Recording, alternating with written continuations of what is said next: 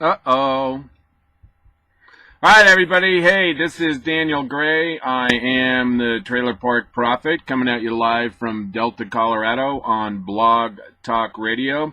This is Sunday on Monday. Thanks a lot for being here. I really appreciate it. I hope you guys had a really good weekend. I guess the holidays are upon us. Can you believe it? I've been seeing Christmas trees and decorations and all the accoutrements that come with Christmas out there. I'm sure you've probably seen them too. It's just kind of interesting that we do this dance every year. You know, it's part of the human experience is having the rotation of currently in use. Let's see here. I'm trying to figure out what's going on here. Hang on just a second. Stop recording. Continue recording. No. All right. I'm looking at my audio thing here. I was gonna try to adjust my camera. I'm on YouTube now, so I now have a camera. I know you guys know that, but I'm messing around with it right now. Thank you for being patient. I really appreciate it. Let's see. The show is Sunday on Monday. Everybody was talking about the most ridiculous things over the weekend. I mean, all the news people, all the major networks, they have their big news programs that go on for a half hour. And what they considered important was Obamacare. Naturally, there was a lot of discussion about Obamacare. And I guess the takeaway from all of that is that Obamacare is failing. And the story is watching how the Obama administration deals with the failure of Obamacare. That was the story this weekend. And everybody who has a tongue has an opinion now on how it is that we're in the middle of this big Obamacare mess. And a lot of people are doing political quarterbacking, armchair quarterbacking, and some of the excuses and the explanations are what pretend to be news, or at least this weekend. And interesting enough, I think there were those that were out there saying, like the Republicans and the Tea Party, they're saying, look, we were telling you all along, Obamacare is going to be an abomination, that it's unmanageable, that a lot of people are going to lose their health care, that there is no way it can work. And what I always said, and I always felt at the time, back in 2009, 2010, the argument against Obamacare was to just look at Medicaid and Medicare and veterans medicine programs. Any medical program that the federal government has been involved with over the history of the last 75 years has been nothing but a colossal mess, a lot of fraud, abuse. There's always a lot of cost overruns in programs, and a lot of people aren't very happy with Medicaid and Medicare. It's very ineffective. There's a lot of hand-wringing and red tape that you have to go through to get health care from the government. And that's been the case of Medicaid and Medicare and veterans medical benefits from the time that they were created. I mean, look at the Veterans Administration and all the veterans that they administer their health care for. Veterans are having a hard time getting service. Veterans are having a hard time even getting in the program. And even if you've been injured in Afghanistan or Iraq or wherever as a soldier in this man and this woman's army, it's next to impossible to get any kind of medical care if you've even been hurt. I mean, if you have been hurt in the military. So everywhere the federal government has tried to run healthcare, even as small as for the military or Medicaid or Medicare, it's been a disaster. I mean, I don't want to say a disaster, but it doesn't go as smoothly as it does in the private sector. And the reason being is you can't get rid of anybody in the government. If you're incompetent or you're hard to deal with, you'll probably get promoted, or the dance of the lemons. They'll transfer you someplace else so they don't have to deal with you. But to listen to these people on the Sunday talk programs, you would think that it was some kind of epiphany they were having. That government is incapable of putting together a program the size of Obamacare. They're just incapable. It's like trying to teach a bear to play a piano.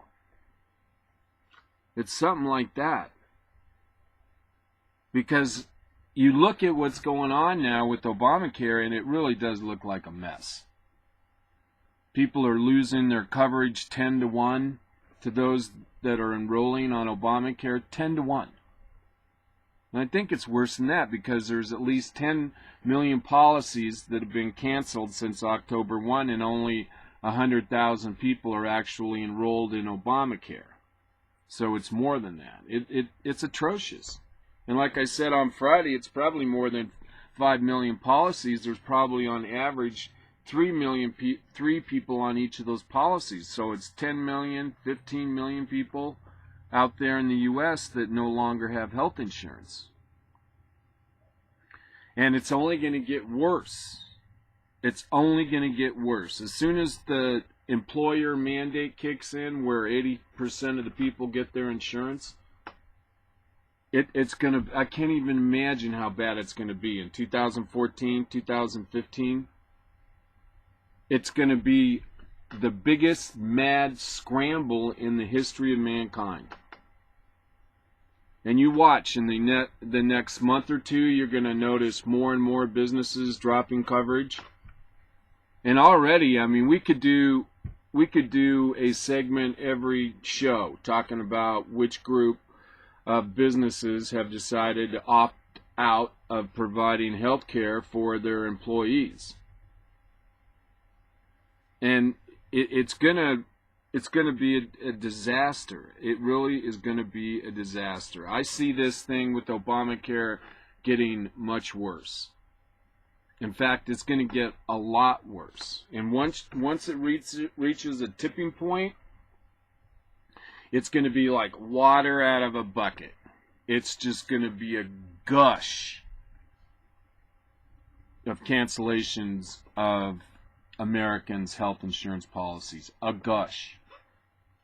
And then at the same time, the people that are able to get into the Obamacare website or talk to them through an Obamacare Navigator or whatever, do a paper application. Once they go in and find out the details of Obamacare and their policy, these people are going to find that their policies on average are a lot more expensive, and that the deductibles are going to be a lot worse.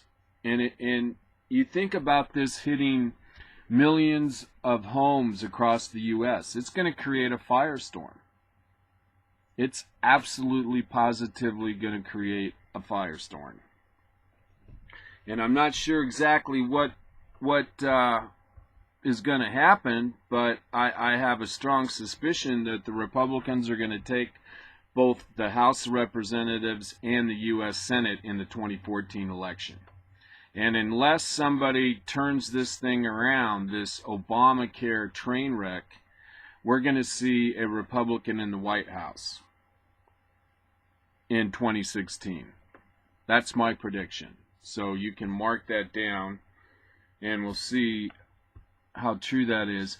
Hey, listen, if you want to call into the program, that would be like groovy cool. You can do that. Just dial 646-716-8506. Again, that's 646-716-8516. And you can talk to the Trailer Park Prophet, Daniel Gray, broadcasting live from Delta, Colorado on Blog Talk Radio.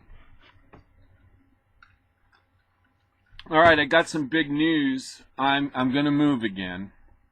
I've decided I'm going to go back to Crestone, Colorado, which is in the San Luis Valley, right next to the Santa Crista Wilderness. I own half of a house there, and I have a few hundred acres. And I left there back in, must have been 2005, and I moved to Cresta Butte, and I've lived in Gunnison, and I lived out in the wilderness, and I lived in Costa Rica. That's what I've been doing the last, let's see, 8 years, 9 years. But it was a lot of fun. I got to leave Crestone, and I got to go and spend some time in civilization and to do some things that I wanted to be able to do one more time in my life, which was play hockey again and ski and be able to act. I got to do a lot of acting in Cresta Butte. I think I was in 5 plays, and then I got to act a lot in Costa Rica when I was down there. I was going down to Costa Rica for like 6 years. Every winter I'd head down to Costa Rica, and one year I lived on the beach, and I lived different places, and then the last 3 years I had this little house I had rented in a snotty little suburb of Escazú outside of San Jose, and then I would ride the bus all over the country. And that's also, when I lived in Escazú, I acted with the Little Theater Group, which is the oldest English-speaking theater group in South America. So I did 2 plays with those people. So I've had a really good life. And now I'm going to move back to Crestone, which I guess for all intents and purposes is my home.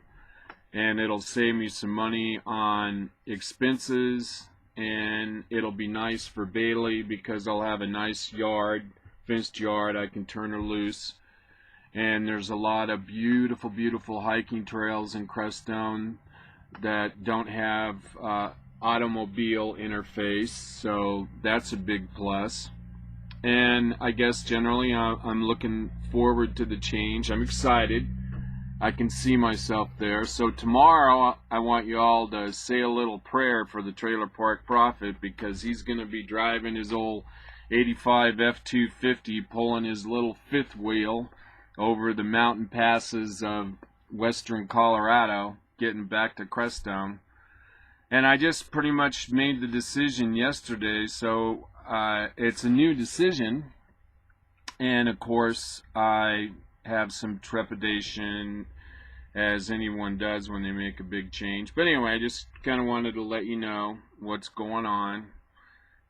Say a little prayer for the prophet on Tuesday. Hey, let's do a little, we should probably do, let's see here. I want to do a little sound check here. I just want to make sure that the signal's getting out. I know this is kind of tedious for you, but you know, with the switchover at Blog Talk Radio, like I mentioned, they're reconfiguring everything, and they're making the Blog Talk experience a lot better for all of us who have shows on Blog Talk Radio. But I want to make sure that during this transition I don't get too complacent and comfortable. And you know what, this may not be a good idea. I guess oh, here we go, and this is, you know, it's just one of these things I got to do. But I have a really good show today. There's a lot of really interesting things to talk about. We're going to try to get off the beaten path a little bit. I don't want to just focus on all the other things that everyone's focusing on. I know we spend a lot of time here on Obamacare, but it really is the biggest piece of legislation that has ever been proposed in the history of society. And so it behooves us to report on it, because it's just such a fascinating story. You know, these kind of stories only come by in life every so often. And this Obamacare story, it's just a huge story. It's 1/6 of the U.S. economy, and the U.S. economy is roughly around $17 trillion. So it's 1/6 of that. And it's going to do a lot of damage, not only to individual households and individuals, but it's going to do a lot of damage to our financial markets. Because in this country, we've enjoyed the abundance of capital formation. And anytime a society or an economy can create a lot of capital, then that capital can be made available to other enterprises to do with what they want or to create more jobs. It creates a multiplier effect.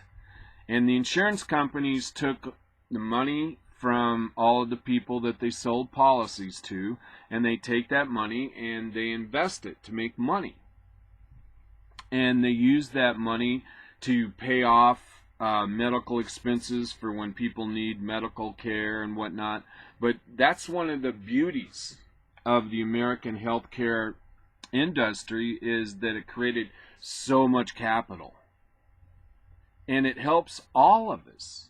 And it's a really organic kind of organism. You take a corporation, we're talking about insurance corporations, and people invest money into it. And if you invest money into a corporation, you get stock.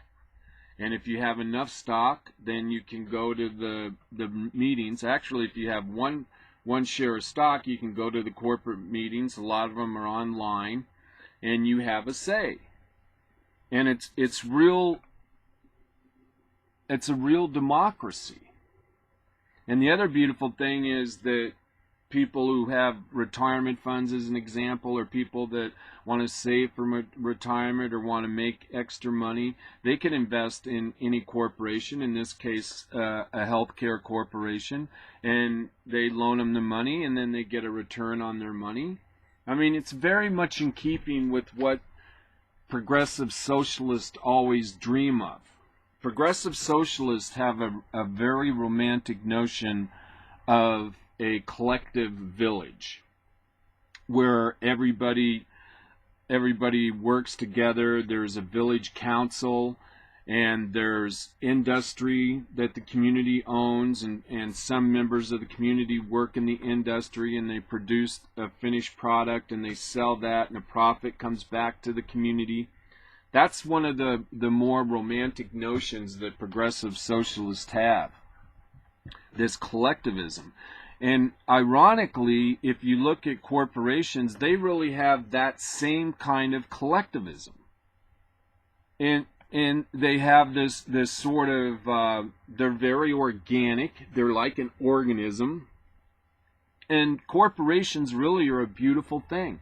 And not only that, the reason that corporations form as corporations is because they want to limit their liability. And the cost for being a limited liability corporation or entity is they pay more taxes. They got to pay 35%, whereas an individual only has to pay, I believe it's 22%. But you think about all the people that are involved in a corporation, and it's very much like the vision that the progressive socialists have of the village cooperative. I mean, it has the same exact things. I mean, you think about the village cooperative. They have a sit down of the elders, and the whole community comes together and listens to the elders, and they decide how they want to conduct the village's business. Well, it's the same thing with the corporation. The elders get together, the corporation, and all the members of the community can be there to ask questions or participate. And you decide what to do in the corporation, what's best for the corporation. It's the same type of organic function. But yet we've allowed our society to relegate corporations to the enemy. And they've been very successful at doing that. I mean, if you were to take a sample of all the kids that graduated from high school last year, All right, took a random sample of those kids and put them in a classroom. All right, and you were able to put a EKG on each one of them to keep track of their heart rate and blood pressure, like a lie detector test. And let's say you had kids selected randomly from all over the country, and you had 100 kids there, and they're all hooked up to the EKG or whatever the hell that is, the lie detector, and you mention corporation, probably 50%, 70%, their heart rate would spike because they've been taught to dislike corporations. And if you mention Fox News, you'd have that same kind of spike in a majority of the kids in the class because they've been told Fox News is bad. Same thing with Bush or Palin. These kids are conditioned to know who to hate, and that's a big part of the psychology of the progressive socialist movement, knowing who to hate, and to teach the children what to hate. That's the biggest part of our education system today, or that's a big part also of the politically correct movement, who to hate. But to illustrate this same point, if you took 100 professors and you selected them randomly and you hooked them up the same way with the lie detector, and you mentioned Sarah Palin, probably 25% of them would have cardiac arrest. That's how much they hate Sarah Palin. Or they'd start frothing at the mouth and howling at the moon. Like a lot of those liberals, we know darn good and well, they have Bush dementia syndrome. And if you mention, or if you had those 100 professors and you started showing a video of President Bush, I mean, there'd be 40 of them and they'd have a conniption fit. Probably 10 or 15 would become physically ill. All of them would be booing. But there would be a good percentage of those 100 professors that would be actually physically ill by having to sit and listen to Bush give a 20-minute speech. They probably couldn't do it. Unless they started yelling and screaming and chanting. I mean, they really couldn't do it. And that's because they're psychologically and physically predisposed to get sick when they see Bush or Sarah Palin. And I got a story here. Speaking of that, let's do this story. This is a pretty good story. I wanted to do this story. This story is really disturbing, and it goes to what I'm saying right now, that the loyal opposition, or the opposition of the Democrats to the Republicans, is way beyond having a disagreement over ideology. It's been coming to the point where it's involved with psychology. I mean, these individuals are to the point where they're mentally compromised. I've mentioned this before, but it's absolutely positively true. And here's a perfect example of what I'm talking about. If you listen to the progressive socialist movement, they follow the 10 rules for radicals by Sal Alinsky to a T. And the key to Sal Alinsky is that you need to take on your detractors and your opposition and attack them as if they were some rabid animal and destroy their character and impugn their motives. And the key is to be vicious and do it over and over and over and over again. And you get reinforcement because if you're running down someone who's a Republican, you get warm fuzzies from the rest of the group. You get positive feedback. And if you're this guy here, his name's Martin Bashir, you feel like you got street cred in front of the progressive movement if you go out there and attack Sarah Palin. And he's on MSNBC, and I'm going to read this to you because I'm really surprised. I mean, this guy Martin Scheer, he's on MSNBC. I mean, he's got a big microphone. A lot of people are listening to MSNBC. I mean, not a whole lot. I think their numbers, I think they only get like 100,000 people a day or something. I mean, MSNBC is the lowest actual audience producer of any of the mainstream media, MSNBC. And of course, that's where they have the most radical progressive liberals. Because in case you didn't know, it's Microsoft MSNBC. And Bill Gates is a big-time progressive socialist.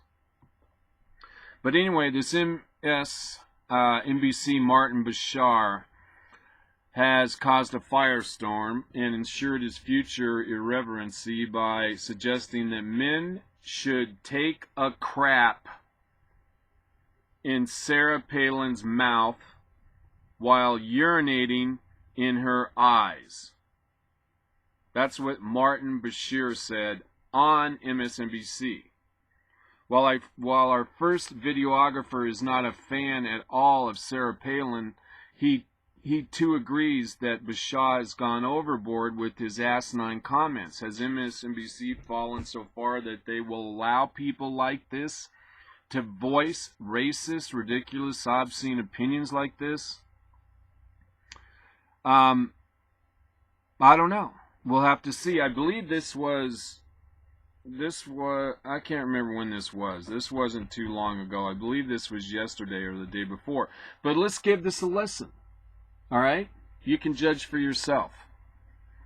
All right, first let me give a station update. This is Daniel Gray. I am the Trailer Park Prophet, coming at you live from Delta, Colorado for one more day.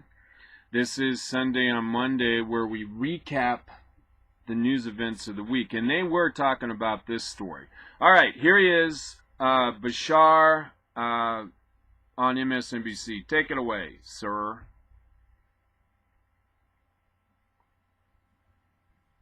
Come on, bro. You're on the Trailer Park Prophet Show. This is your big moment.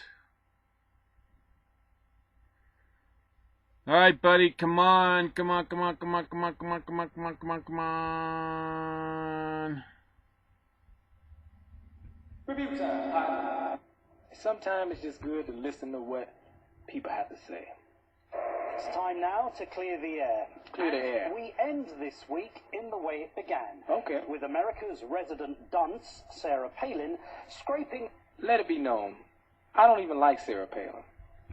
the barrel of her long-deceased mind and using her all-time favorite analogy in an attempt to sound intelligent about the national debt. Trying to sound intelligent, like what you doing, huh? Our free stuff today is being paid for by taking money from our children Yeah, she really and trying. borrowing from China. When that note comes due, and this isn't racist, so try it anyway. This isn't racist, but it's going to be like slavery when that note is due. It'll be like slavery. Debt slaves, okay.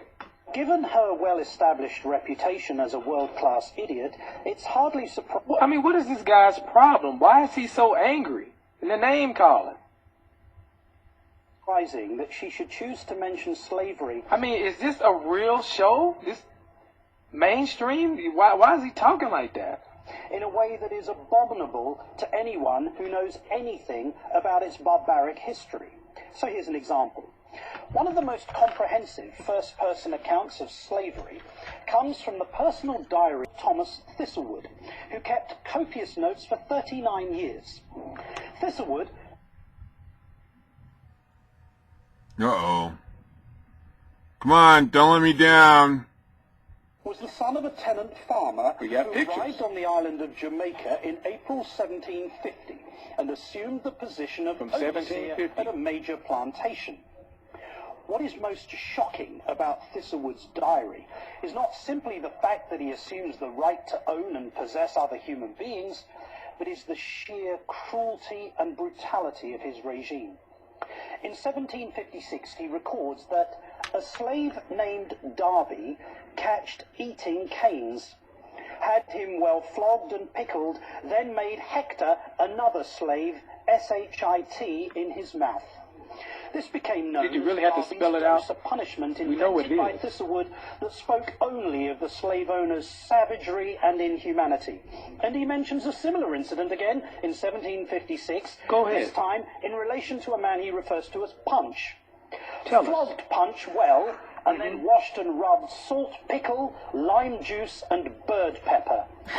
Bird pepper. What the heck? Made Negro Joe piss in his eyes and mouth. I could go Sick. on, but you get the point. No, I don't get the. What is the point you're trying to make? When Mrs. Palin invokes slavery, she doesn't just prove her rank ignorance. She confirms that if anyone truly qualified for a dose of discipline from Thomas Thistlewood, then she would be the outstanding candidate. What? What? What the heck is this trash? This crap should not even be on TV. You hear what the man said? Yeah. This man is pretty much saying that this Thistlewood guy Right. should have somebody crap in her mouth for what she just said. Exactly. Why would anybody deserve that type of treatment? I don't know. I would go on to say nobody deserves it. You come over here, you little empty suit with your suit on, a little accent, trying to seem smarter than everybody when you're not. I'm not even more dignified. Look at what you're saying. This is how you judge people. Not by how they look, but what they saying, how they act. This is not right, what he said. That's trashy. It's mean. The only crap I see is the crap coming out of your mouth. It's like diarrhea. All right, that's enough. This stuff shouldn't even be on the air.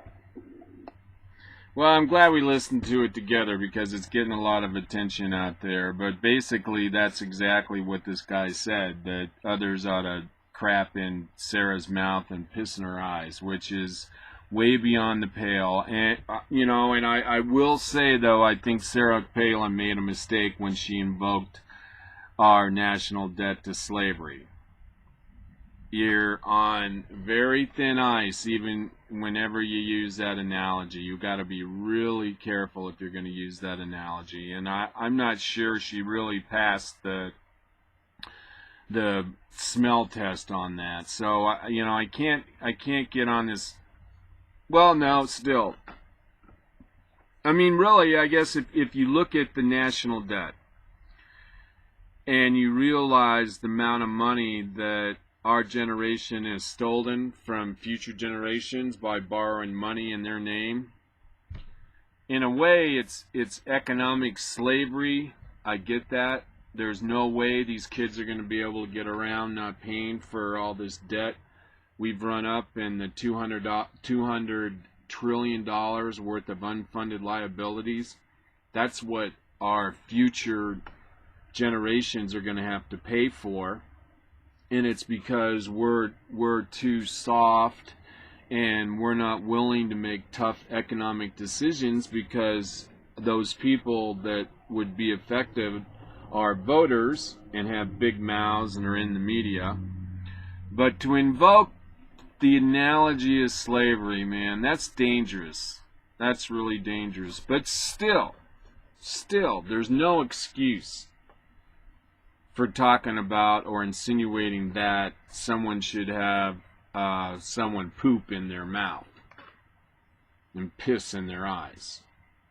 The fact that this guy could even say that in a public forum, to me, demonstrates that this individual isn't very sophisticated, and that he's basically kind of a shock reporter. He's trying to shock people. He's trying to increase his street cred in the progressive socialist public square. You know, that's what he's doing. He's kind of showing off for the members in the media and the progressive socialist movement that seem to think that that's a really good thing. All right, let's change pace here a little bit. This show is going to be a little bit different, I think, today. I'll tell you why. One thing why this show is going to be a little bit different. Oh, wait. Yeah, let's see. Actually, I want to do... Okay, we can do this. This is a good story. Kind of a change of pace. This comes from BizPack.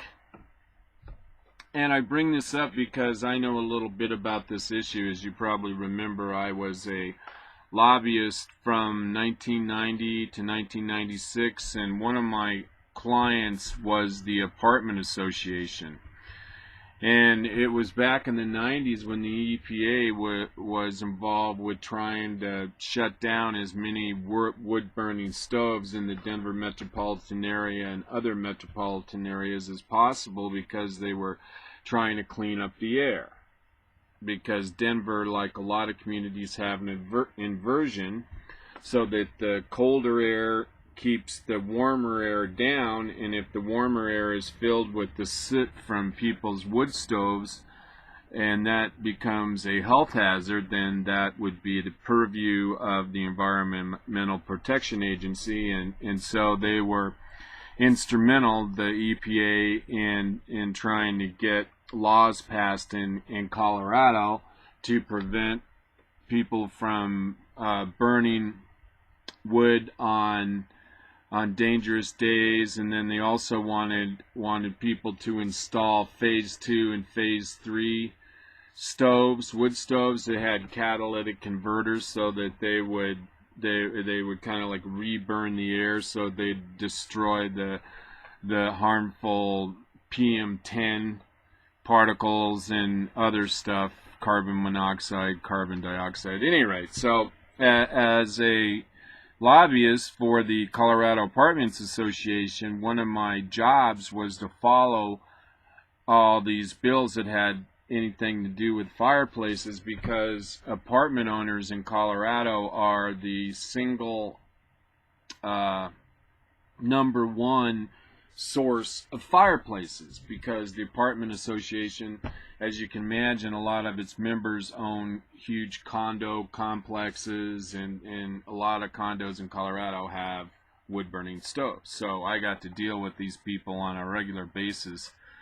But this story here, it says, Democrats, EPA cracked down on wood burning at home only weeks after the Environmental Protection Agency effectively banned 80% of the wood-burning stoves money-saving Americans use to heat their homes. The Attorney General of 7 states are suing to force the agency to crack down on wood-burning heaters.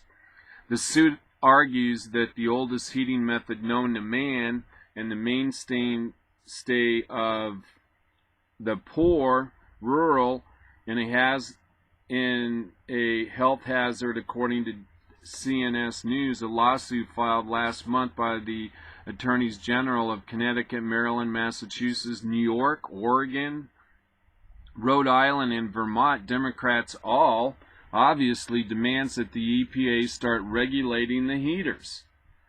The plaintiffs claim the devices increase particle pollution to levels that cause significant health concerns, according to the CNS. Suing the EPA to get stricter about regulation is like suing Joe Biden to say something stupid. So the lawsuit is clearly friendly to the regulators of the Obama hyper. They get to impose their will on the rest of us again with the cover of a court order. There is no real dispute here. Dr. Dale Dunn, a physician and policy advisor for the conservative Heartland Institute, told CNS News the lawsuit, he said, is more akin to professional wrestling than an actual case. It's another expansion of the levitation. An expansion of the Leviathan. That's a good word.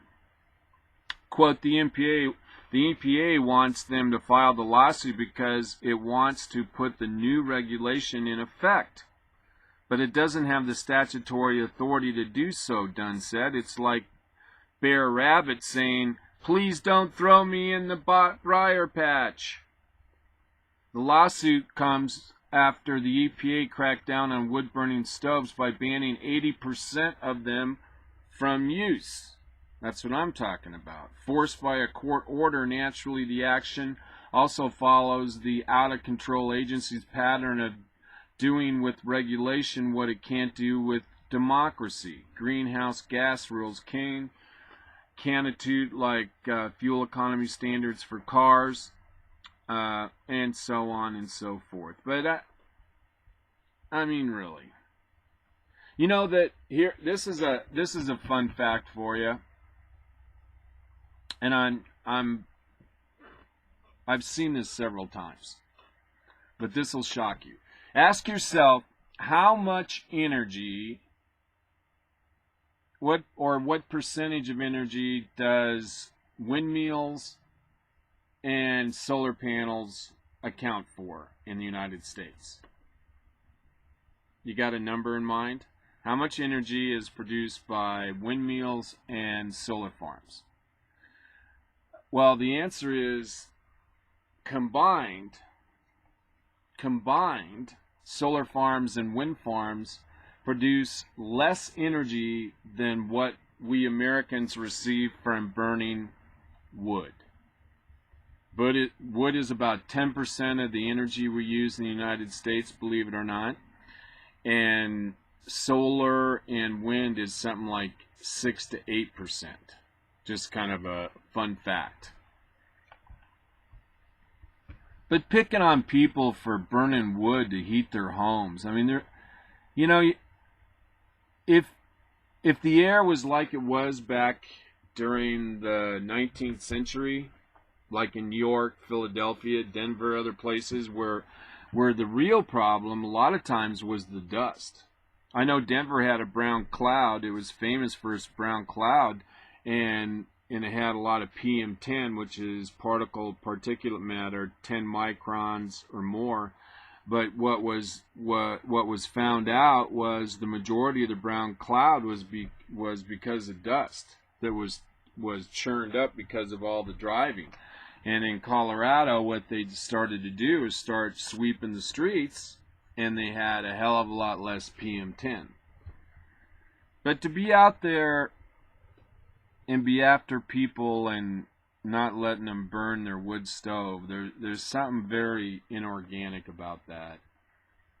You know, that's not the romantic notion that I think a lot of people sort of harbor in their hearts about what they want their government doing, running around telling people they can't heat their home with a little burnt wood. I mean, I'm just not sure it's been proven that that's a health hazard. We gotta do this story. This actually could have been our lead story. Let's see here. What was I going to do first? Let's make sure I got this set up right. Okay, yeah, here we go. All right, let me first say thank you very much for being here. My name is Daniel Gray. I am the Trailer Park Prophet. We're broadcasting live from Delta, Colorado, beautiful Delta, Colorado, for one more day. And then on Wednesday, we'll be coming at you live from Crestone, Colorado, next to the Santa Crystal Wilderness. I'm so excited. All right, anyways. All right, like I've said before, I think the number one story in the world right now is what's going on with Iran and their nuclear arms program, and all of this other stuff with Obamacare is merely a diversion from the real story. And I wish that this story about trying to get Iran to stop enriching uranium would be the lead story on every newscast, but I'm a dreamer. But I guess to bring you up to speed, the 5+1 organization is going to get together in Geneva again. They were in Geneva a week ago to discuss some sort of an agreement with Iran to get them to curtail their nuclear enrichment program, and Iran wants all of the international sanctions taken off them because their economy in Iran is really suffering. And it's hurting the people that like the U.S. The majority of people in Iran, they like the U.S. They like our culture. They like our movies. They like our music. They like our fashion. And they like capitalism. They like earning money. They like owning cars. They like living in nice places. So the majority of people in Iran would like to see Iran and America become friends. And they would like to see a government like we have. They like to see the freedom we have. And so we have a lot of support in Iran, but these sanctions that we've been putting on Iran because of their government's proliferation of nuclear arms has hurt the very people that like us the most, ironically. The middle class, young people in Iran are being hurt by these economic sanctions put on them by the United States and the United Nations. It's kind of a unfortunate side effect of the whole sanctions game that we've done on Iran. But Iran's close to having a nuclear bomb. And I keep bringing it up because you got to understand really what's going on as best you can. It's hard to know exactly what's going on. But I do have this interview. It's by, the interview is Candy Crowley. She's on CNN. And she interviewed Benjamin Netanyahu yesterday, and this is a 6-minute interview, but it gives you some insight into what's going on right now and what's going on in Benjamin Netanyahu's mind. And he's very measured, he's very reasoned, he seems very relaxed, he's very succinct in his word usage, and he speaks very simply, very plainly, and I think it's worth mentioning that this is done deliberately. And I'm going to give you another insight and see if you get that after you listen to this speech.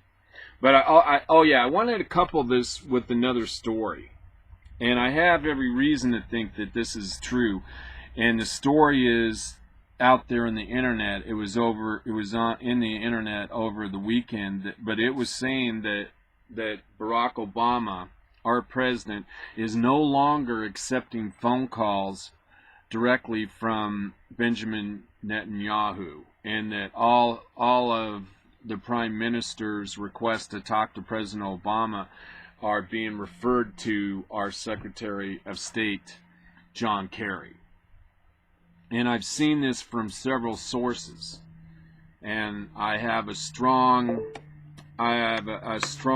feeling that this is in fact the case, that the president is no longer taking Benjamin Netanyahu's phone calls. And you can decide for yourself how you feel about that. And if this is the case, I want to leave that caveat, because saying something like this that's not true would be very irresponsible. And I know I'm just a citizen journalist, but I want to make sure that I have credibility. I don't mind sharing stories that I know may not be true if they're interesting. I love doing that. But I always couch it in that light so that you know. I don't want to try, and I think most people will agree, I'm not trying to put one over on you. I'm just trying to give you a fresh perspective, food for thought, and hopefully I can give you some edification on a few things political. All right. So, in light of that, here's this interview with Candy Crowley, CNN Live, with the Prime Minister of Israel, Benjamin Netanyahu. Take it away, guys. Welcome to the Trailer Park Prophet Show. On the deal to ease some sanctions against Iran in exchange for concessions on their nuclear program. Democrat and Republican critics are pushing back, saying they don't trust Iran's leaders. They want fresh sanctions to keep up the pressure. It's a snag in relations between the U.S. and her closest ally in the volatile Middle East. Joining me now, Israeli Prime Minister Benjamin Netanyahu. Mr. Prime Minister, thanks for being here. As you know, the 5 permanent members of the UN Security Council, along with Germany, will this week sit down with their counterparts from Iran to once again work on a deal to hopefully freeze Iran's nuclear ambitions for a period of time. My question to you, because I know you are very skeptical of this and have not liked what you've heard so far, is there any interim deal that you would think was all right? Well, first of all, I prefer a diplomatic solution. I prefer a peaceful solution. Who wouldn't? Israel has the most to gain from a peaceful diplomatic solution because we're on the firing line any way you look at it. So we need a good solution, and that's the main point. I think the problem with a partial deal is that you reduce the sanctions, and in this case, you reduce the sanctions, let out a lot of pressure, and Iran is practically giving away nothing. It's making a minor concession, which they can reverse in weeks, and you endanger the whole sanctions regime that took years to make. So I don't think it's a good deal. I think it's a bad deal, an exceedingly bad deal. We need a good deal. It's also, at this point, not a done deal. And I want to play you something that the president said this week about pursuing a deal with Iran. We will have lost nothing if, at the end of the day, it turns out that they are not prepared to provide the international community the hard proof and assurances necessary for us to know that they're not pursuing a nuclear weapon. So if there is a deal that provides the kind of assurances the president is talking about to show that Iran is not pursuing, perhaps not in getting rid of what they have now, but not pursuing any further a nuclear ambition, isn't that a good place to start? Well, I respect the president, and I know that we have a common goal to prevent Iran from developing nuclear weapons, and in our case, from developing the capacity to make nuclear weapons. In fact, they're not giving up any of their capacity. They have 18,000 centrifuges to enrich uranium to make the core of a bomb. They're not giving up even one centrifuge, Candy, not one. So they're keeping their capacity. Now, here's what could happen and might very well happen if there are billions of dollars of sanctions easement, which is what is proposed by the P5+1. You're going to get investors, companies, and countries scrambling one after the other to try to get deals with Iran because economies and prices work on future expectations. If you took all that pressure, all these years to build up the sanctions regime, and it's finally working, it's finally getting there, and Iran is really on the rope, their economies on the ropes, their economies close to paralysis, and all of a sudden you take off the pressure, everybody will understand that you're heading south. Cool, you're going man. to really be in danger of crumbling the sanctions regime. So while I appreciate the intention of trying to build it back up, I think it's going to be exceedingly tough, if not impossible. I think a lot is being offered by the P5+1 for Iran. It's getting just an enormous deal from their point of view, and it's giving practically nothing in return. They're keeping their infrastructure to make nuclear bombs. But I think also to the signaling inside Iran that it's over, and signaling outside Iran to many countries that will start scrambling to for contracts in Iran, and it's going to be very hard to keep the sanctions regime. I think the opposite should be done. I think you should not only keep up the pressure, I think you should increase the pressure because it's finally working. And if you give it up now, when you have that pressure, and Iran doesn't even take apart, dismantle one centrifuge, what leverage will you have when you've eased the pressure? It just doesn't make sense. I do want to talk to you about increasing sanctions. As you know, in the U.S. Congress, there is a move toward that. But let me just button this up by playing something that the president said, which goes precisely to the point of those sanctions that you fear can never, that would open up sort of a floodgate of people wanting to do business with Iran. Here's what he said. If it turns out 6 months from now that they're not serious, we can dial those sanctions right back up. Oh, BS. What about that? Well, I responded to that, Candy, and I think that in practice, That may be the president's desire and intention. I have no doubt about that. But my assessment, given what I see now, I already see the countries and the investors and the companies scrambling to get to Iran. I already hear that those voices. I received that information. Everybody's getting ready to the starting line to rush to Iran to be in part of that deal. I think, but if you went the other way and you not only preserve the sanctions instead of reducing them, but you actually increase them, then, all these countries and all these companies will have to choose between the Iranian economy and the U.S. economy, because that's what additional sanctions mean. It means either Iran or the U.S. That's a no-brainer. Everybody will choose the U.S. Siding up with the increased sanctions. Everybody has up to now. And if you continue the pressure now, you can get Iran to cease and desist. Because, the options aren't really a bad deal, and this is a bad deal, or war. There's a third option. Sanctions. Increase the sanctions. And in fact, if you do a bad deal, you may get to the point where your only option is a military option. So a bad deal actually can lead you to exactly the place you don't want to be. I think if you want a peaceful solution, as I do, then the right thing to do is ratchet up the sanctions. Exactly.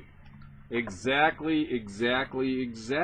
mean, after you get somebody to the negotiating table, you got to negotiate. That's the whole idea. You got to get them to the negotiating table first, and generally you have to get them there using pain, in this case sanctions, and you don't let off the pain until you meet your objective. And the objective of the international community is that Iran does not join the nuclear community and be able to create nuclear bombs. I mean, this stuff, it's so basic. It's really simple. I mean, this isn't difficult. This isn't rocket surgery. But the left, I think, would like to have you believe that a lot of this stuff is really complicated, and quite frankly, it is not complicated. And that's why I wanted to listen to that 6 minutes of that interview with Candy Crowley and Benjamin Netanyahu, because he lays it out for you in a very concise way. And you know what, though? Here's what I wanted to share with you. And that was, in my opinion, and you heard the interview, I thought Benjamin Netanyahu is very confident, and he doesn't seem like he's rattled. And that's my takeaway. He seems concerned. He seems appropriately concerned, but there's an underlying confidence that gives me some insurance. And I just wonder what is going on behind the scenes. And I kind of alluded to this on Friday, and that is, I'm sure in Israel's decision-making matrix that if Iran does eventually get a bomb, and they do use it anywhere near Israel, I'm certain that Israel has let Iran know through back channels or whatever they have available to them, that if you do manage to ignite a nuclear bomb on Israel, we will take out all of Tehran. You will instantly get, say, 3 nuclear missiles, and they're going to hit 3 different places in Iran. There must be some kind of back channel sort of communication to Iran that if you do tit, we're going to do tat.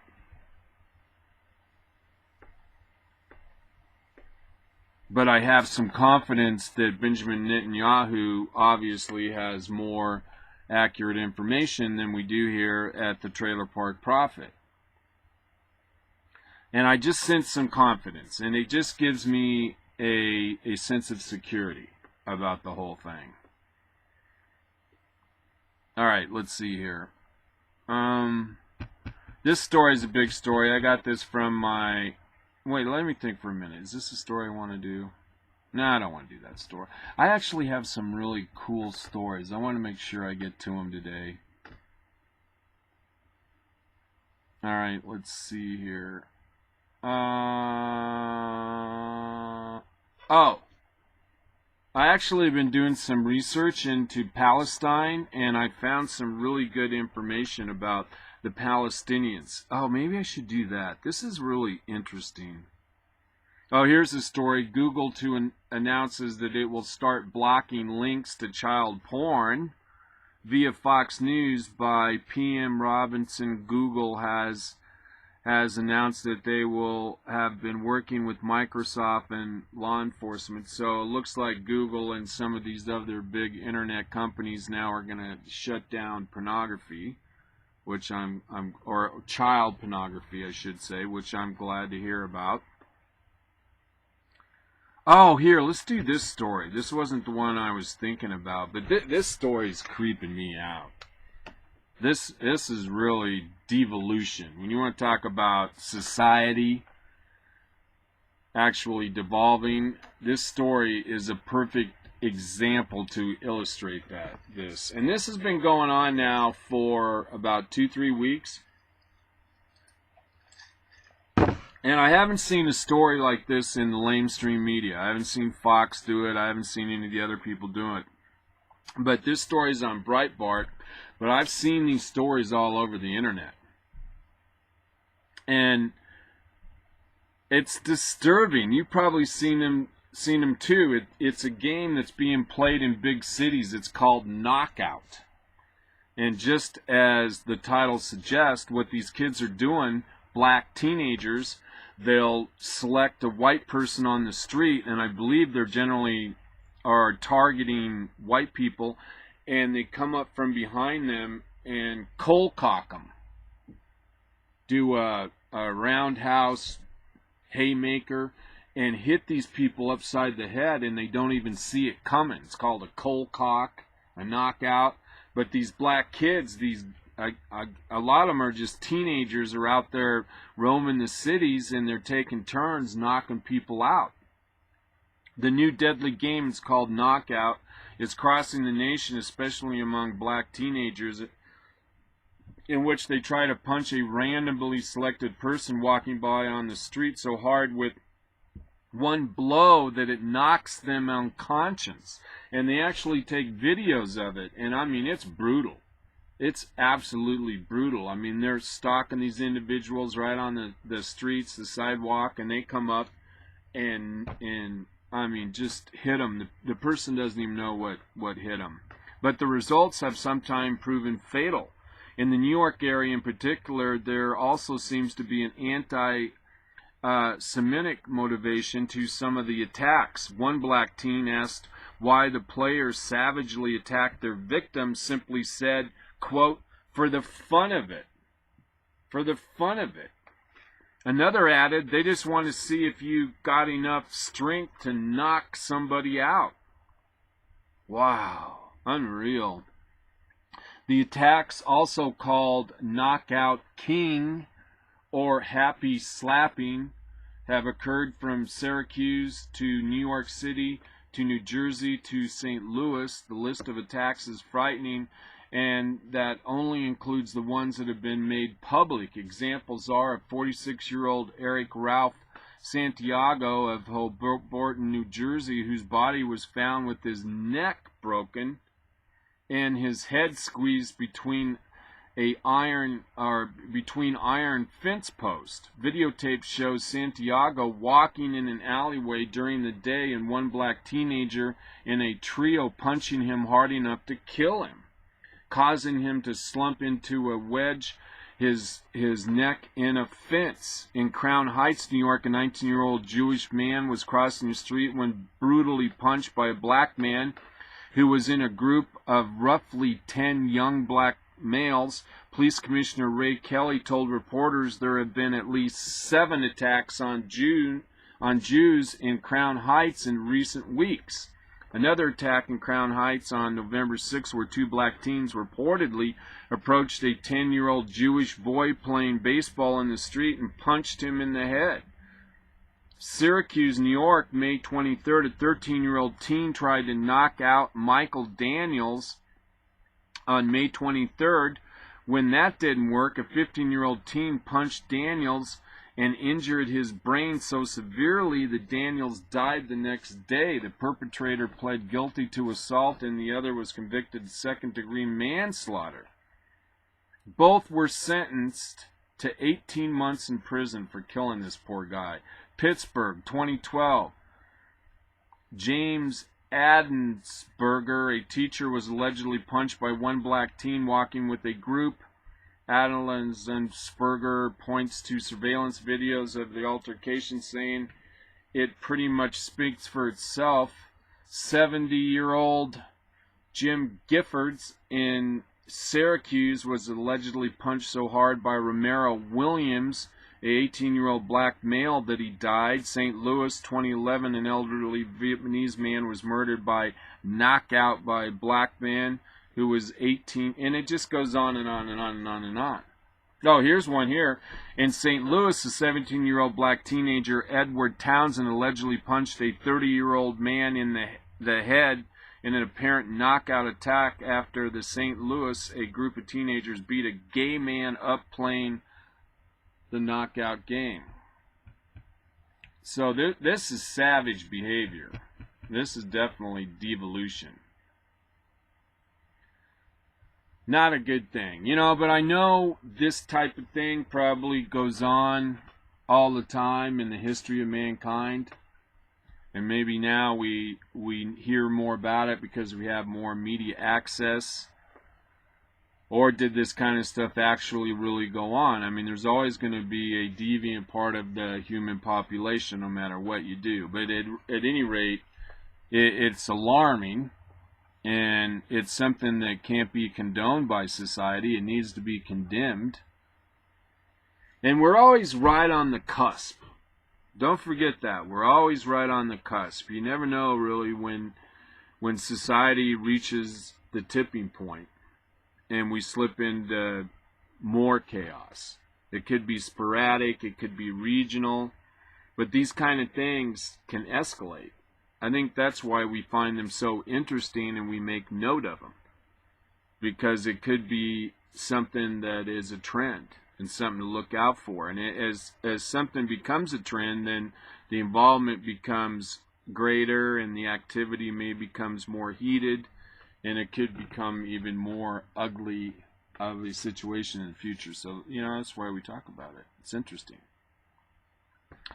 Let's see. Hitler's mustache. I don't know if we have time to do that story. What time is it? Oh, it's 2:11. I should probably tell you my name's Daniel Gray. I am the Trailer Park Prophet, broadcasting one more day from Delta, Colorado.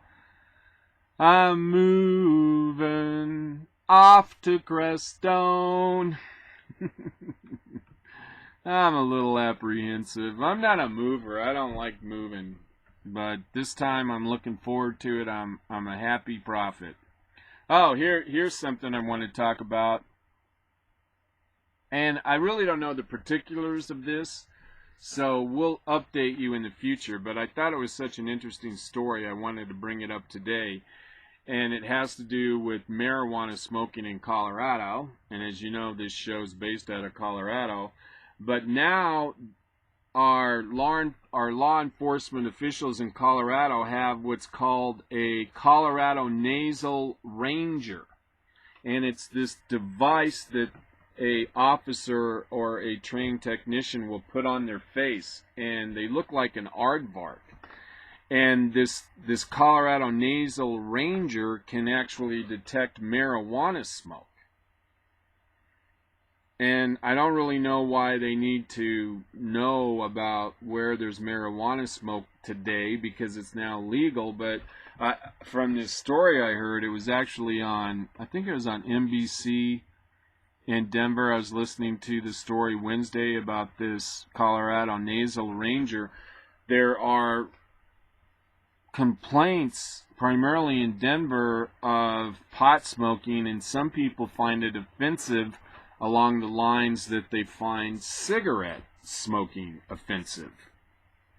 So evidently there's an ordinance in Denver that states that marijuana smoking is offensive to the secondhand recipient, and that the government now has the authority to go out there and bust people for polluting the airshed, much like what the EPA is doing against people that burn wood for heat. And so evidently you can be written up for a ticket now if you're actually smoking pot and someone other than your immediate pot smoking friends smell it, that you can actually be written a ticket.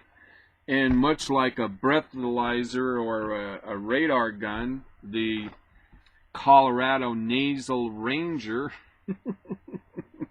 can assess the density of the marijuana pollutant, and evidently the offendee is cited appropriately. Oh, big news tonight.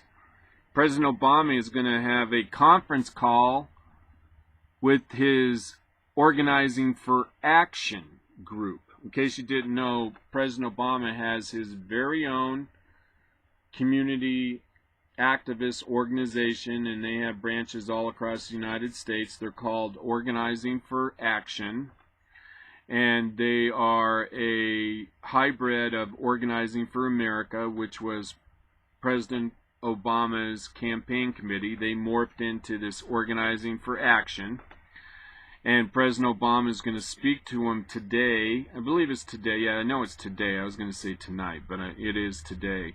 There's going to be a conference call, and anyone who is a member of Organizing for Action can go to this conference call and listen to the president.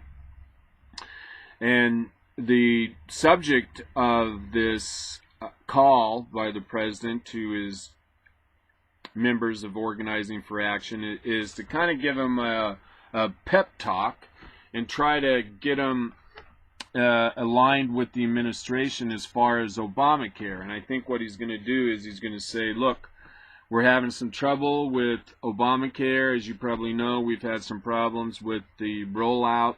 We've had some issues with the website. And a lot of people are out there complaining about Obamacare, and what we want you to do out there is to talk to your neighbors and your friends and everybody at work and tell them that it's okay with Obamacare, everything's going to be okay.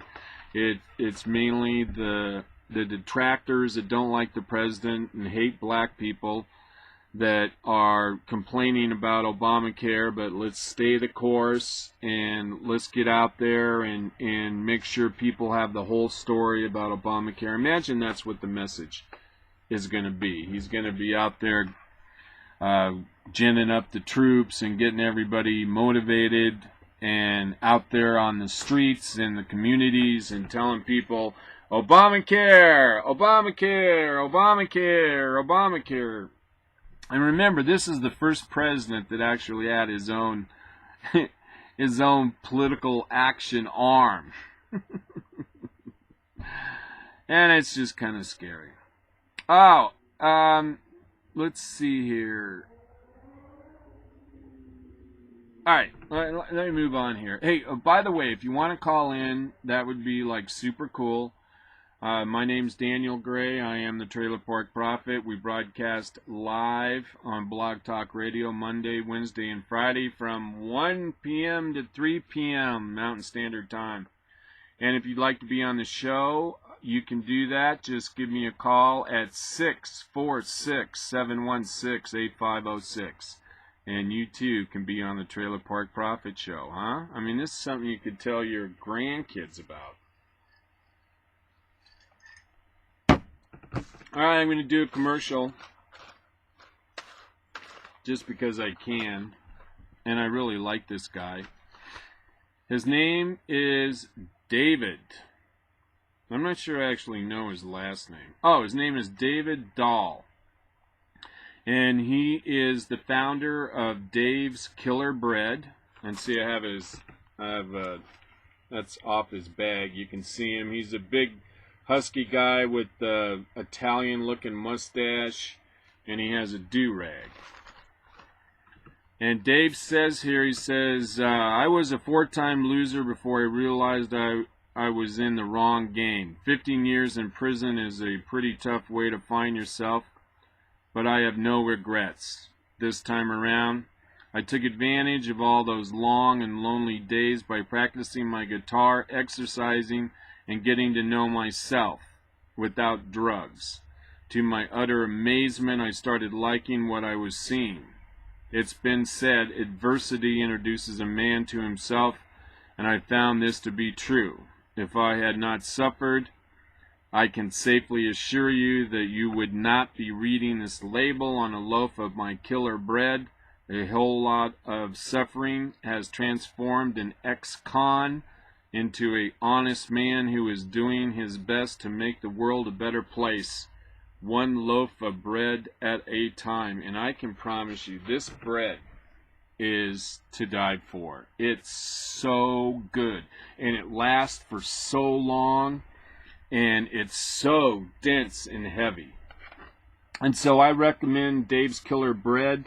If you could, go onto their website and tell them that you were recommended about Dave's Killer Bread by the Trailer Park Prophet.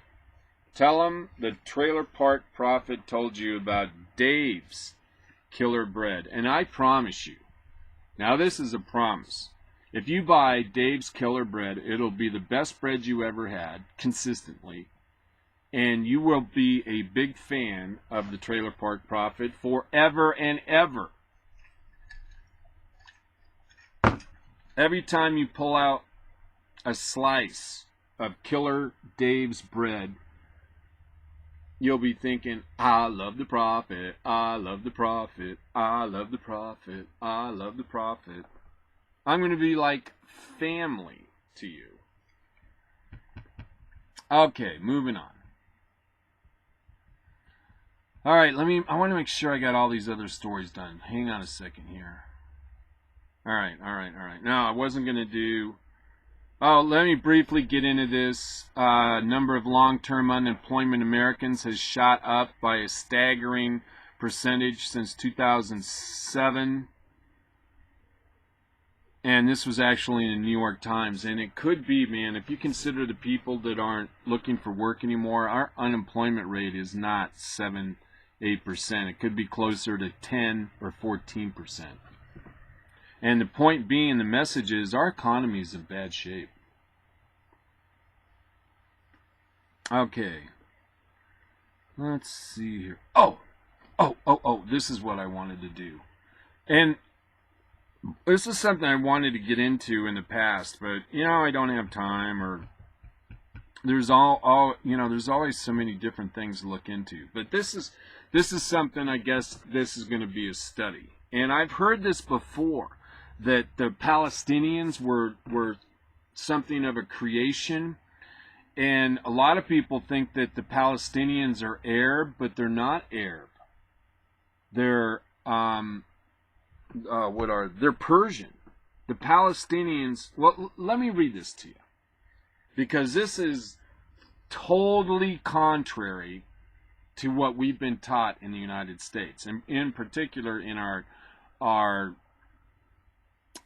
halls of our schools and halls of our colleges and universities. And let's see, who puts this on? Anyways, it's entitled Myths, Hypotheses, and Facts Concerning the Origin of Peoples, the True Identity of the So-Called Palestinians. In this essay, I would like to present the true original identity of the Arab people, commonly known as the Palestinians, and the widespread myths surrounding them. This research is intended to be completely neutral and objective, based on historic archaeological evidence as well as other documents, including Arab sources and quoting statements by authorities of authoritative Islamic personalities.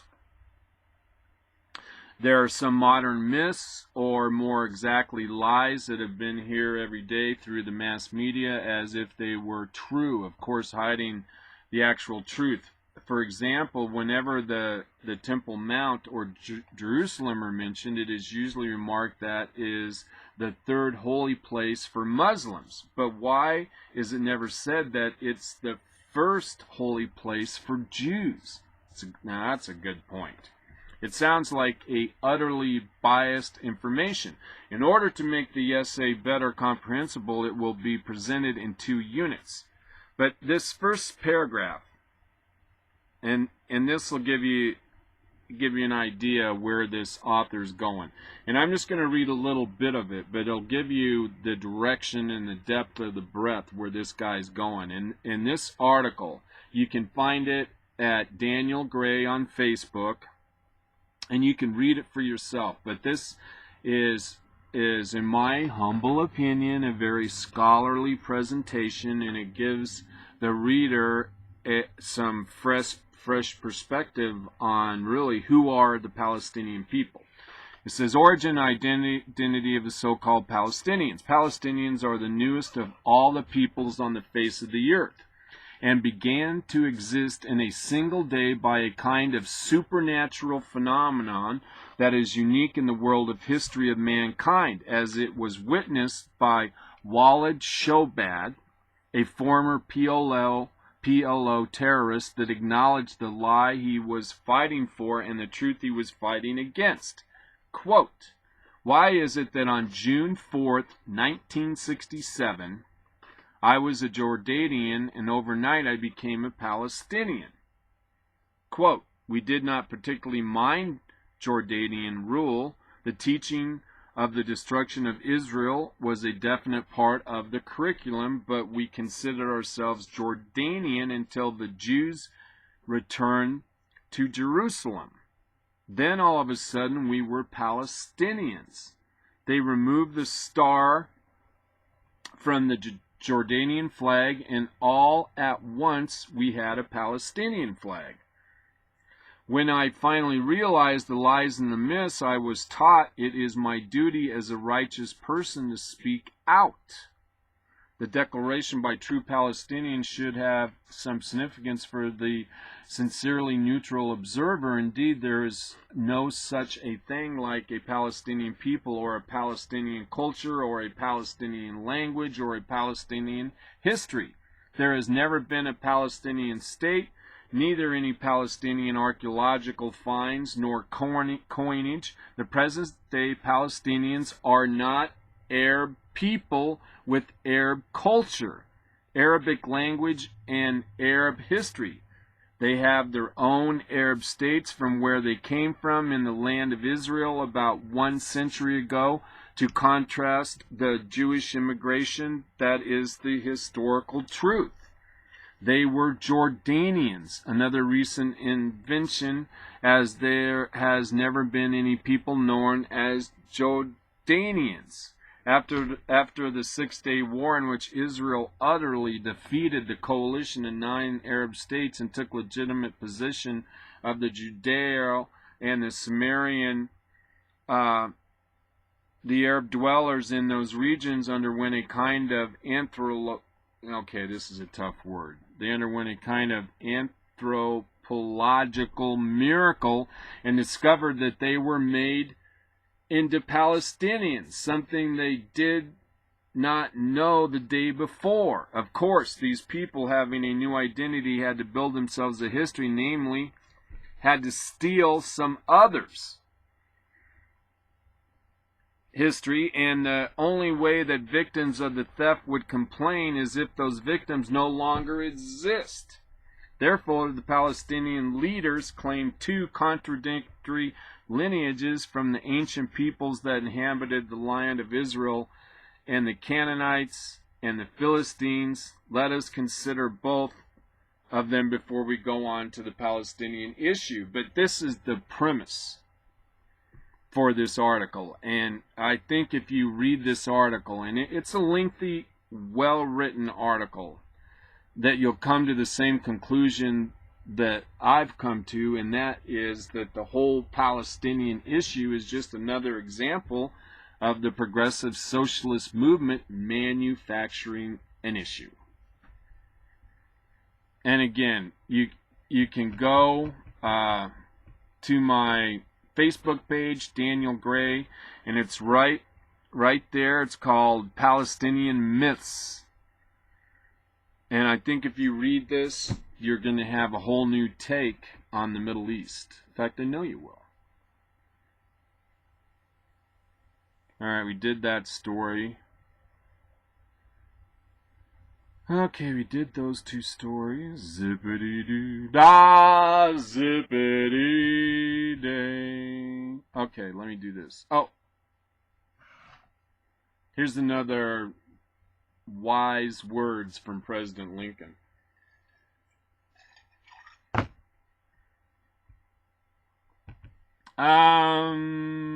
Come on. Oh, here it is, right here. This is from President Lincoln. He says, and this is so true. It's kind of chilling.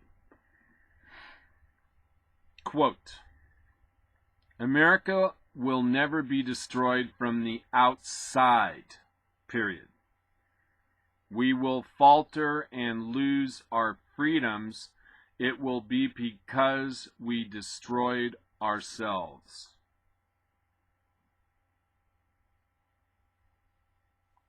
And if you wonder who ourselves entails,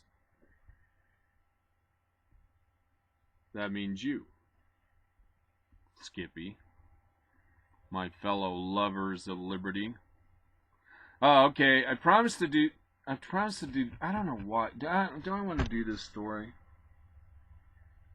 Maybe I'll look at this story. I read this whole story. I don't know why I love this story. This is a brilliant, yeah, I'm going to do this story. This story, you know, sometimes you come across stuff and you go, this person knows how to write. And I read this and loved it, and hopefully, let's see, I don't think it's too long. Let's see here. No, it isn't. No, this is just brilliantly written, and it's not that long. It comes from Conservative Infidel, and it's written by a guy named Benjamin Franklin. Interesting name. He posted it on November 14th. The title is Republicans and Hitler's Mustache. And that's why I even went to this article, because I loved the title, by Kevin Jackson. And he says here, the rich Republican history of fighting for civil rights. Uh-oh.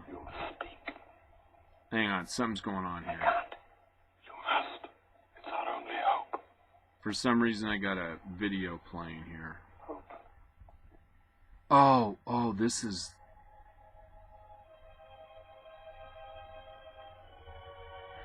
Oh, I wish you could see this. This is so cool. All right. Okay, now listen up. This is kind of good. I think just sit back and relax. And I want you to clear your mind, take a deep breath, and listen to this. It says, the rich Republican history of fighting for civil rights for blacks was stolen by Democrats. That theft reminds me of Hitler's mustache. There was a time when everybody knew that Republican Party was the party of civil rights. How does a party founded on the anti-slavery party lose that distinction when racist Democrats were implementing the Jim Crow laws with black codes and lynching black people? Republicans were imposing legislation to stop them. From 1866 to 1964, the Civil Rights Acts all belonged to the Republicans. One Civil Rights Act was dedicated to stop the lynching of black people. Yes, Republicans actually found it necessary to legislate that Democrats stop hanging black people. As documented in Fox News from 1882 to 1896, from 1882 to 1968, nearly 200 anti-lynching bills were introduced in Congress, and 3 passed the House. 7 presidents between 1890 and 1952 petitioned Congress to pass a federal law. The Dyer anti-lynching bill was introduced by Representative Leonidas C. Dyer, a Republican from St. Louis, Missouri, in the U.S. House of Representatives in 1918. Republican President Warren G. Harding announced his support for Dreyer's bill during a speaking engagement in Birmingham, Alabama. Although the bill was quickly passed by a large majority in the House of Representatives, it was prevented from coming to a vote in 1922. In 1923, and once more in 1924, the Senate, due to filibusters by white, racist Southern Democrats, blocked. One of the most iconic racist Democrats was FDR, but politics above the lives of black people with his inaction when Republican congressmen submitted anti-lynching legislation, the Democrat senators filibustered. Quote, "I did not choose the tools with which I must work. Had I been permitted to choose them, I would have selected quite different ones, but I've got to get legislation passed by Congress to save America. The Southerners occupy strategic places on most of the Senate and House committees. If I come out for the anti-lynching bill now, they will block every bill I ask Congress to pass to keep America from collapsing. I just can't take the risk. Stupid me. I thought the president's first priority was protect the citizens of America from the enemies, foreign and domestic. I guess that was difficult for a racist Democrat president to do, since he and his party were and continue to be the enemy of blacks. Democrat oppression caused the Great Migration, where 6.5 million blacks left the South, moving to the Midwest and the North in order to escape lynching, to find jobs. Had not the great legacy of civil rights not been stolen from Republicans by Democrats, blacks would be voting overwhelmingly today, which brings me to Hitler's mustache. Everybody recognized the iconic Hitler mustache, shaved at the edges except for the half-inch patch above the center of the lip. Sides of the mustache vertical rather than tapered. No description needed, right? Yet nobody wears the Hitler mustache anywhere in the world. That mustache style is now and likely forevermore persona non grata. In a strange move, Michael Jordan attempted to remove the stigma from the Hitler mustache in May of 2012 when he appeared in a Hanes commercial wearing it. Reaction was brutal, prompting Jordan's good friend and outspoken NBA Charles Barkley to say in an interview on the Colbert Report, quote, "I don't know what the hell he was thinking. I don't know what the hell Hanes was thinking. It was just stupid." Prior to Hitler, that style of mustache had many names. It was called the toothbrush mustache, one-third mustache, the Petrinum mustache, the postage stamp mustache, the soul mustache, and finally, the Charlie Chaplin, made famous when Charlie Chaplin adopted it sometime after 1914 for his silent comedies.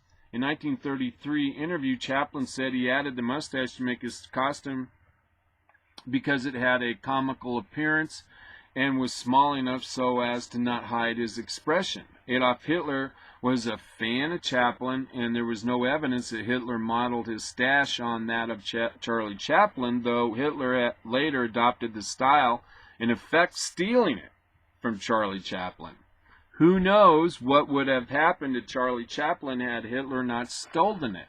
Republicans should be asking themselves the same question regarding the theft of their history of fighting for civil rights. Where would Republicans be if people knew the truth about Republicans being the party of civil rights? The racist Democrats used Hitlerian tactics to steal something good, and like the Hitler did to Charlie Chaplin mustache, Democrats have made a mockery of civil rights. I just think that was just a great article. I hope you enjoyed it. Okay, let's see here. Oh wait, I don't know. Maybe I don't. I got a lot of stuff set up. I'm having a hard time making up my mind. What time we got? Let's see. It's 2:38. We're here in Delta, Colorado. You're listening to Daniel Gray. I'm the Trailer Park Prophet, live one more time from Delta, Colorado.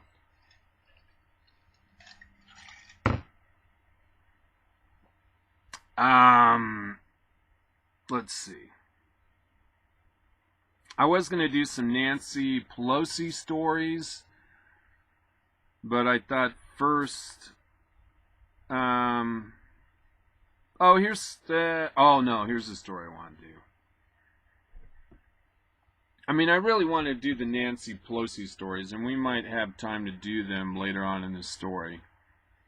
But I'm so tired of Nancy Pelosi, man. She was the one that came out and said that we needed to pass Obamacare before anybody had a chance to read it, so that people could find out what's in the bill beyond the fog of the debate. In other words, they passed Obamacare and no one on the planet had read it. And it was painful, and maybe we'll do this interview of Nancy Pelosi yesterday trying to rationalize all of the nonsense and all of the failure that's around Obamacare. But, I'm to the point right now where just thinking about some of these people just exhausts me. And I know it probably exhausts you too.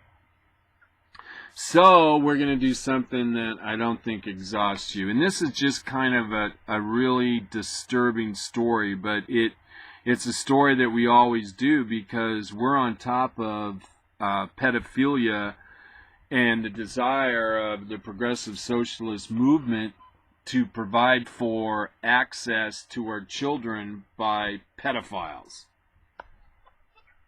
If you don't believe it, look into it yourself. Progressive socialists are pedophiles, or a lot of them are, and they promote it. And I've gone into this in depth. And if you go back and you look at some of the shows that we've done on various progressive socialists that are involved with pedophilia or think that society needs to revisit the pedophilia laws and stuff like this, you too would be very disturbed. But here's an interesting story. It came from DH-Gate. And evidently there was, until this came out on the internet, a product available for sale for individuals that wanted to have sex with a doll. And these dolls are of the size of a child, and they have little childlike clothes. These are rubber dolls, and they very much, the one I'm looking at right now looks like a girl of about 6. And these dolls are sex dolls. They have an anal cavity, a vaginal cavity, and their mouths are such that the man can have his way with this rubber doll. And it was for sale. It was for sale on the internet, but if you go to this site now, it's been taken down. You can't buy one of these rubber dolls. But I had to make mention of it because it does kind of indicate that there are people out there that very much want to have sex with adolescents. And I asked the question here in my posting. I first said speechless because I really was speechless. I'm looking at this doll. It looks like a 6-year-old or a 5-year-old girl. And my thought process is that here's a company that has dedicated a hell of a lot of resources to put these dolls together. And obviously they know there's a market out there for individuals who want to have sex with dolls that look like 4 or 5-year-olds. And that tells me that there's a lot of people out there that are, in my mind, defective mentally. And yet, this person that created this business had to recognize there was a lot of demand out there. Now, this website, or it actually, let's see if I can get to it. It directed you to a site. It's called dhgate.com. And they sell any number of it looks like basically kind of avant-garde type products. They have the electronic cigarette. They have an air jester quad core. I don't know what that is. At any rate, they were the ones that were the website hosting this adolescent doll, and it says this item has been removed by DH Gate. It is no longer for sale. Please choose another item. So we can't get any more information on this doll. We don't know what it cost, but you know, it's going to spring up again. We're going to find this kind of thing out there again. I wonder what. Here's some of my friends had something to say about this. My friend Colette, she says, when I just clicked on it, yeah, okay, right. Let's see. All right, nothing really interesting there, but you know, just that interesting story. Let's see. Oh, this story was out there this weekend.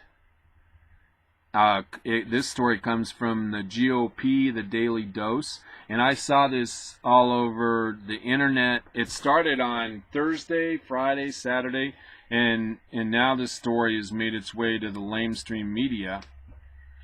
And this is very indicative of the Obama administration and anyone that criticizes this president. And it says here a top deputy in the D.C. mayor's office reportedly told the city's insurance commissioner he wants to, quote, go in a different direction, i.e. fire him, one day after the latter released a statement critical of President Obama's decision to amend his signature health care law. This is another way of saying if you disagree with the president publicly, there will be consequences, or so it seems. A day after the questioned President Obama's decision to unwind a major tenet of the health care law and said that the nation's capital might not go along, D.C. Insurance Commissioner William P. White was fired. And ironically, White is black. White was called into a meeting Friday afternoon with one of the mayor's, Vincent C. Gray's, he's a Democrat, top deputies, and told that the mayor wants to go in a different direction. White told the Washington Post on Saturday, White said that the mayoral deputy never said that he was being asked to leave because of his Thursday statement on health care, but he said the timing was hard to ignore. Roughly 24 hours later, White said he was basically being told, thanks, but no thanks. White was one of the first insurance commissioners in the nation last week to push back against Obama's attempt to smooth over part of the botched rollout of the Affordable Care Act, millions of unexpected cancellations of insurance plans. White evidently raised the warning bells because the president's unilateral delay discouraged young people from enrolling in the exchanges, thus hastening the law's death spiral. And this was the news on Sunday. People were saying that this guy White got canned for criticizing the president and the rollout of Obamacare. And believe me, we've talked enough about this. I don't see how this is. I mean, I'm sure it's true. Okay, let's see here. What do we got here? Alan West. Let's see. Maybe I have some video or audio of Alan West. Let me see here. I love Alan West. In case you don't know Alan West, he was a Congress member from Florida. He served in the military for over 20 years. He got elected to Congress, and recently, well, in the last election cycle last year, the 2012 election cycle, actually got voted out. But I love Alan West. He's a black man. He's a conservative, and he's someone who I respect. And here he is on, I believe he's on Greta's show. But no, this is on Fox and Friends. But let's give a listen. Here is Alan West. Take it away, Mr. West. Welcome to the Trailer Park Prophet Show. We know you're honored to be here. Everybody is. Mr. West, where are you, sir? He's a little shy, even though he saw combat in Afghanistan and Iraq. It's tough coming on the Trailer Park Prophet Show. I mean, it's kind of a daunting event. All right, let's see if he's going to come on. No, you know what? I don't think this is going to happen. All right. Well, you know what? We have so much to talk about, it doesn't really matter. Okay, let me move on here.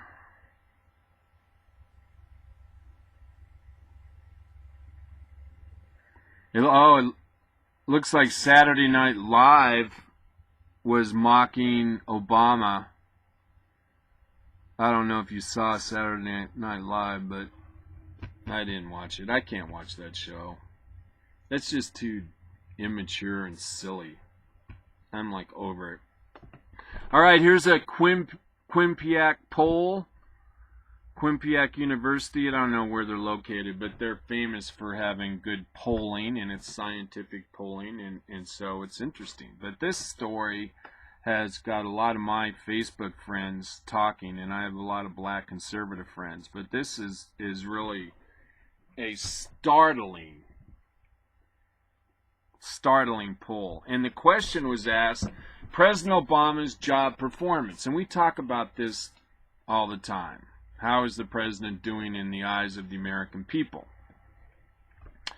Job approval.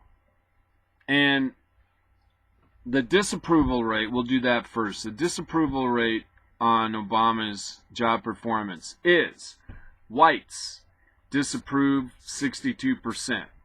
Latinos disapprove of President Obama's job performance by 47%, and blacks disapprove of President Obama's job performance by 15%. 15%. So that means that 85% of blacks think President Obama is doing a great job, even though the unemployment in black communities is 24%. Now, who approves of President Obama's job performance? Now, whites approve of President Obama's job performance by 32%. Latinos approve of President Obama's job performance by 41%. And blacks approve of President Obama's job performance by 75%. 75%. And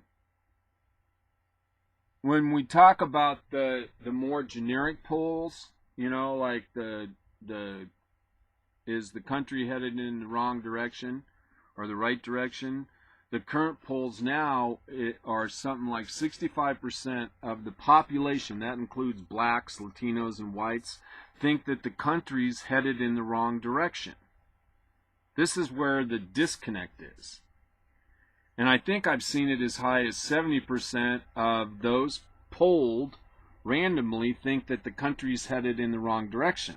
That means that an appropriate percentage of blacks and Latinos would be in that poll. And in that poll, if you were to, basically in that kind of a poll, if you were to ask blacks or Latinos, do you think the country's headed in the right direction?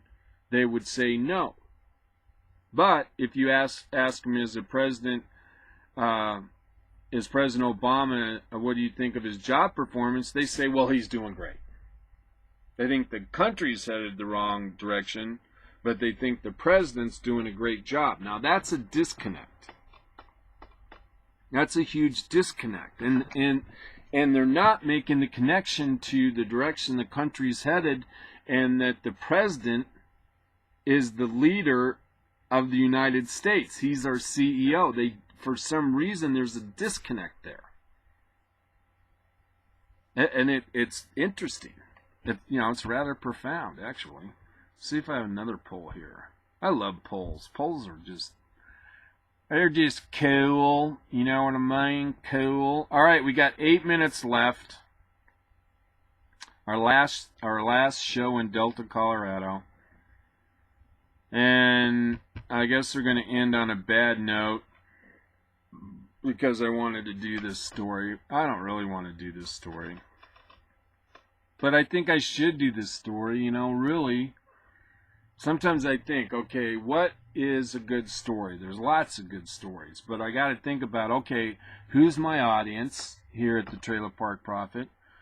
This is from Live Leak. Al-Qaeda message to U.S. and U.K. You're next. October 14, 2013. Multinational militants fighting in the Western-backed insurgency to topple the government of Syria have announced their plans to take the war to the United States and Britain. In a video posted on the internet obtained through the Vice News, the military militant said the United States and the UK would be the next targets of their militancy. Get that militancy. They're already started. Syria's war has taken on an increasingly sectarian nature, and the rebellion is now dominated by factions affiliated either directly or ideologically with Al-Qaeda, including the assorted Al-Qaeda in Iraq and the Habat and the Nurisha factions. Though there are surely Syrian extremists fighting in these groups, large numbers of them are foreigners, and their motivations don't begin or end at the Syrian border. 100 British nationals have reportedly joined the militant group in Syria, joining others from the US, Canada, France, Russia, and the Netherlands. German intelligence authorities have recently warned the German citizens are heading for Syria in increasing numbers and are able to integrate quickly into the foreign-backed militant groups in Syria. And so what's happening here is all these militant radical Islamists are coming to the aid of Al-Qaeda. In fact, it looks like that the modern or the moderate rebels now are nowhere to be found in Syria, which means that all the arms and food aid that were given to the Syrian rebels are clearly the radical Al-Qaeda element. So we're literally involved in a surrogate war in Syria, and the U.S. is backing radical Islam, and the Russian government is backing Bashar Assad. And Bashar Assad is the only one in Syria that's protecting the Christians. I mean, this is just totally out of focus and bizarre, what's going on in Syria. That we're involved in a proxy war, and we're on the wrong side. And did you hear this? You know, we reported that the USA cut back their aid to Egypt, and now Egypt is in negotiations with Russia to build a warm water port in Egypt for Russia. Because Russia's filling the void that the U.S. has vacated because we no longer support the government of Egypt. I mean, this is a real profound development in the Middle East. I mean, that you may not know it, but this is a big revelation.